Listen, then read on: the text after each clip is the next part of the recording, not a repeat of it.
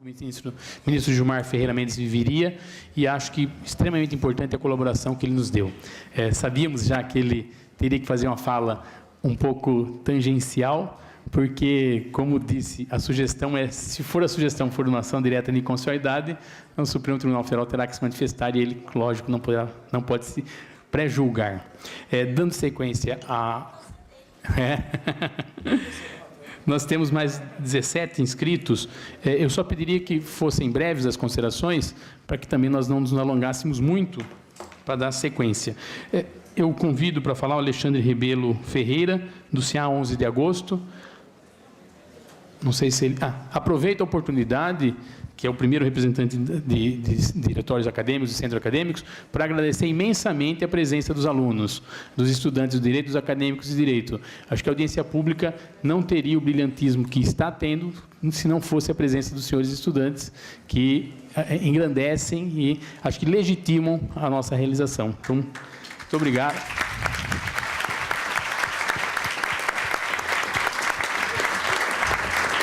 Então, Alexandre. Obrigado. Boa tarde, queria cumprimentar a mesa, parabenizar o Instituto Pro Bono e o MPF por essa iniciativa. Queria cumprimentar em especial os estudantes que estão aqui hoje, com a gente, construindo mais uma luta, aí, mostrando que a gente sabe se mobilizar e o que é o movimento estudantil hoje.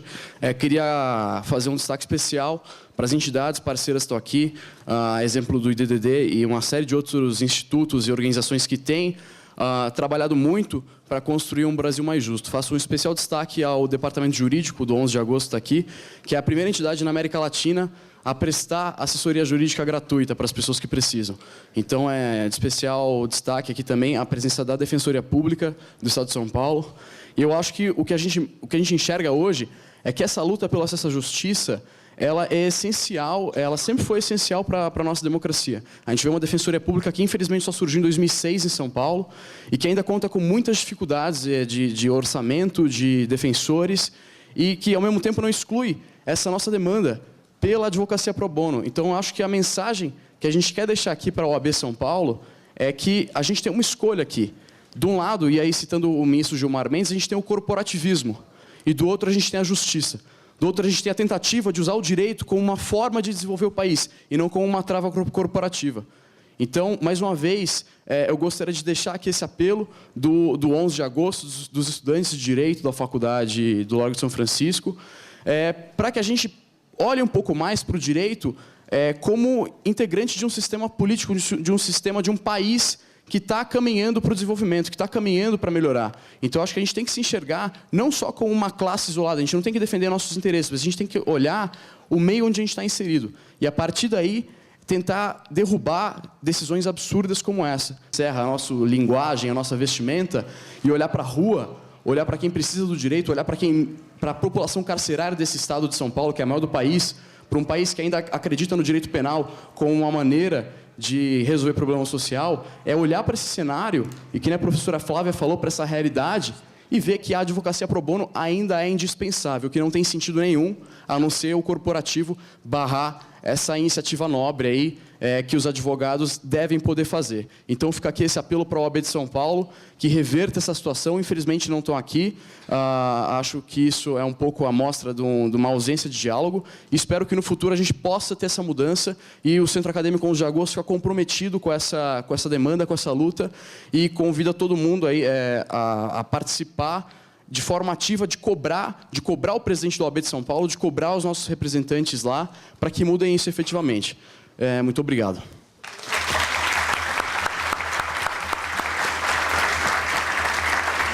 Muito obrigado, Alexandre. Convido o doutor Antônio Mafezoli, da Associação Nacional de Defensores Públicos, para sua manifestação. Boa tarde a todas e a todos. Eu represento aqui os já mencionados 5.500 defensores públicos do Brasil. E a primeira função minha aqui é esclarecer um mal-entendido que muitas vezes pessoas não bem intencionadas procuram semear, de que os defensores públicos são contra a advocacia pro bono. Não o são.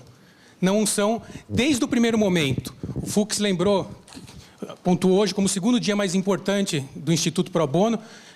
Em 2001, aqui perto, no Itaú Cultural, nós estávamos lá para dizer a mesma coisa. E desde então, em 2001, não havia sequer defensoria pública em São Paulo, e a advocacia pro bono sofria um pesado ataque pelo mesmo motivo, né? A não criação da defensoria pública naquele momento e ainda por 5 anos além, como os ataques à advocacia pro bono. A postura da OAB de São Paulo de reserva de mercado, e de reserva de mercado utilizada como instrumento de política interna na OAB.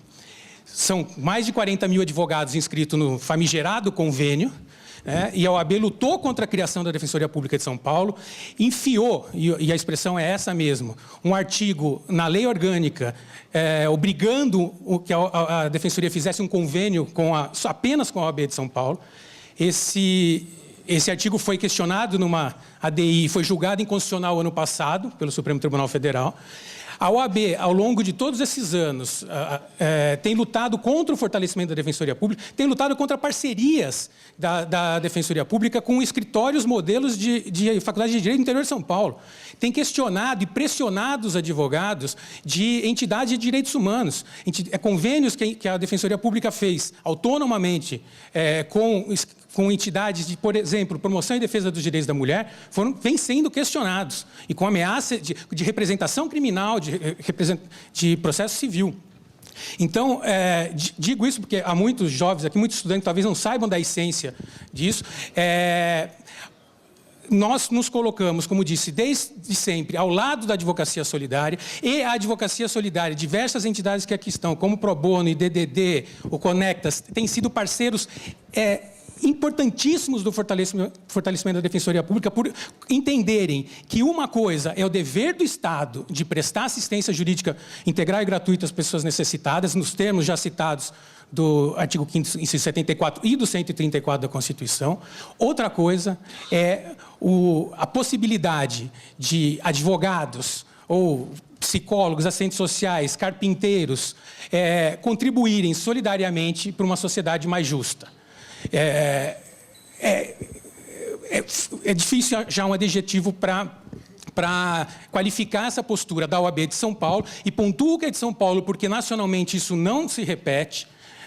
A OAB em vários estados é parceira de movimentos como esse e da própria fortalecimento da Defensoria Pública. Então, com muito orgulho que a Associação Nacional de Defensores Públicos está nesse segundo dia mais importante, cumprimentando o Ministério Público Federal pela iniciativa e torcendo também, como já falado por alguns, para que dessa audiência pública e desse inquérito civil se avance muito e que se permita, como em muitos lugares do mundo, que os advogados que quiserem possam exercer solidariamente, prestar assistência jurídica às pessoas carentes. Obrigado.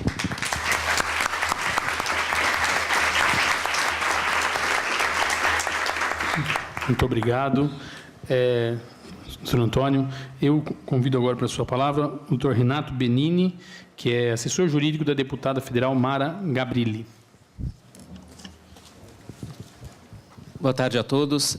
Eu queria agradecer em nome da Mara o convite tanto do Instituto Pro Bono quanto do MPF para estar aqui hoje falando desse tema. A Mara, infelizmente, não pôde comparecer por uma agenda que ela já tinha assumido o ano passado, mas ela deixou uma carta que eu peço licenças para ler, manifestando o apoio da deputada à causa.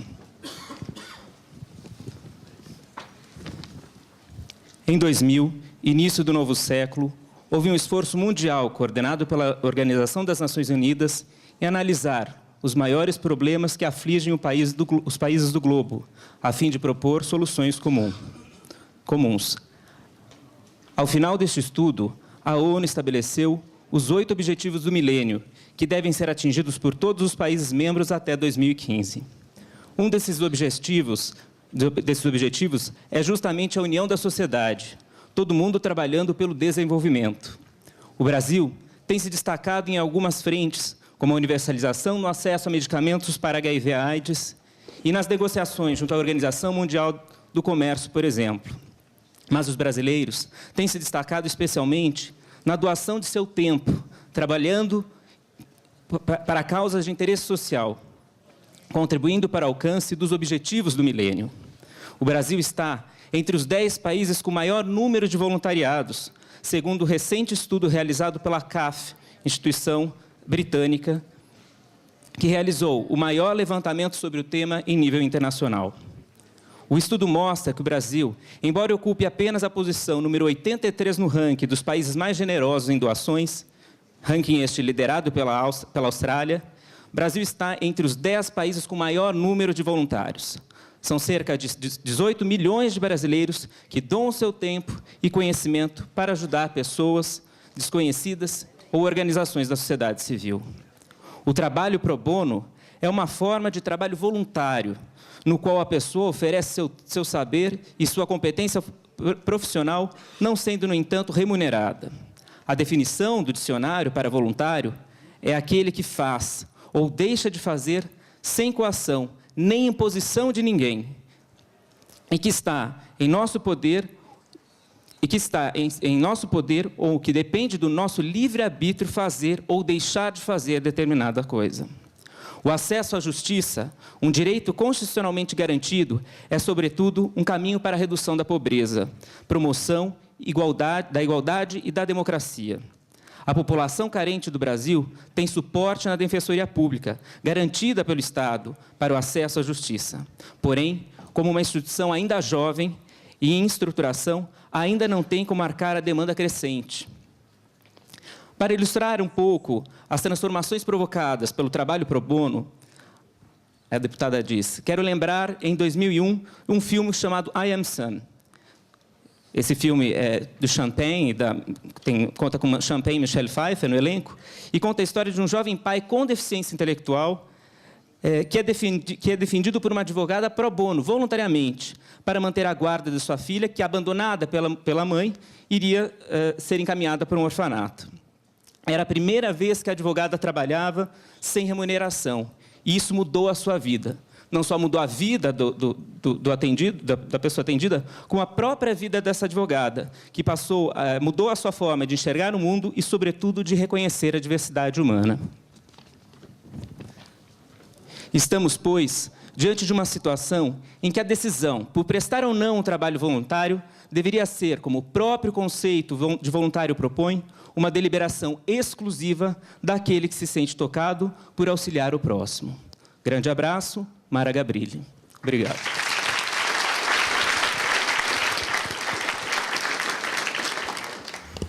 Agradeço, doutor Renato. Vou presidir aqui os trabalhos por alguns minutos na impossibilidade, ausência ocasional aqui do titular, doutor Jefferson Aparecido Dias, e chamo agora Enzo Vasques Casavola Facchini, que é representante do Centro Acadêmico João Mendes, da Faculdade de Direito Mackenzie. Bom, boa tarde a todos. Eu vou pedir a licença para ler o que eu escrevi, porque todo bom estudante vem com a cola de casa. A participação dos estudantes nessa audiência tem papel ímpar, em especial para a construção de um debate plural e capaz de traduzir os anseios de toda a sociedade brasileira. Como estudantes, nós aprendemos nas primeiras aulas do curso as teorias sobre norma jurídica. A lei, a norma, o decreto ou qualquer ato normativo objetiva regular as relações sociais, punindo a exceção, o desvio ou o dolo.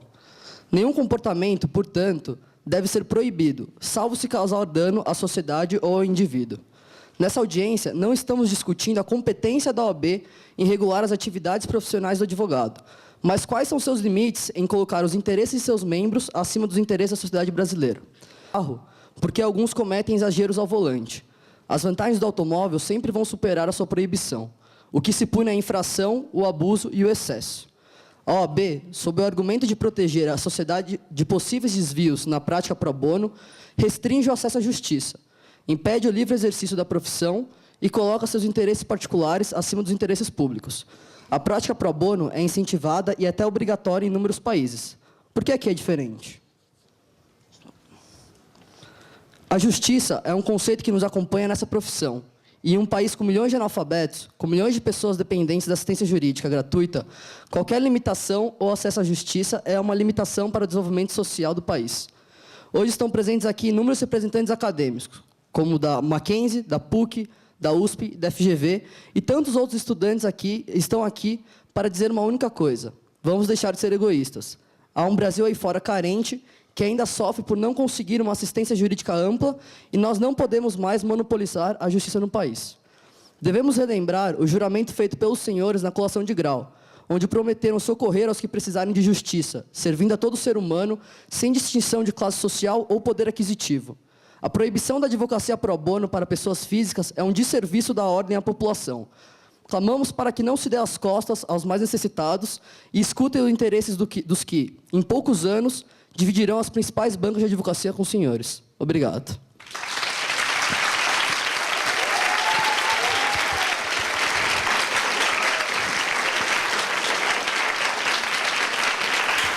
Muito obrigada, Enzo. E é realmente uma alegria para o Ministério Público Federal não só estar vendo o sucesso desse ato, como também o engajamento dos jovens estudantes que serão os futuros advogados, magistrados, membros do Ministério Público, defensores, policiais, enfim, todos os futuros operadores do direito. Eu, particularmente, eu fico muito emocionada de ver essa moçada bacana toda aqui, né, já engajada com os assuntos do direito. E chamo agora, para fazer uso da palavra, o doutor Renato Campos Pinto de Vito, que é defensor público da Defensoria Pública do Estado de São Paulo.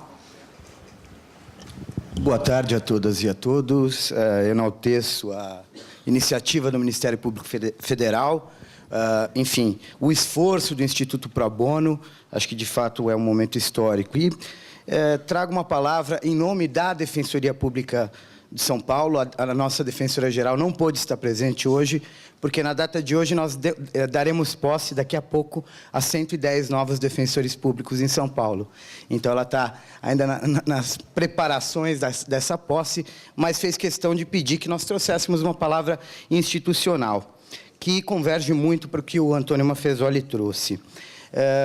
Na verdade, há uma luta pela democratização do acesso à justiça que não vem de hoje. Não sei se todos sabem aqui, a nossa Constituição Federal de 34 trazia a previsão do modelo público por órgãos estatais de prestação de assistência judiciária, então.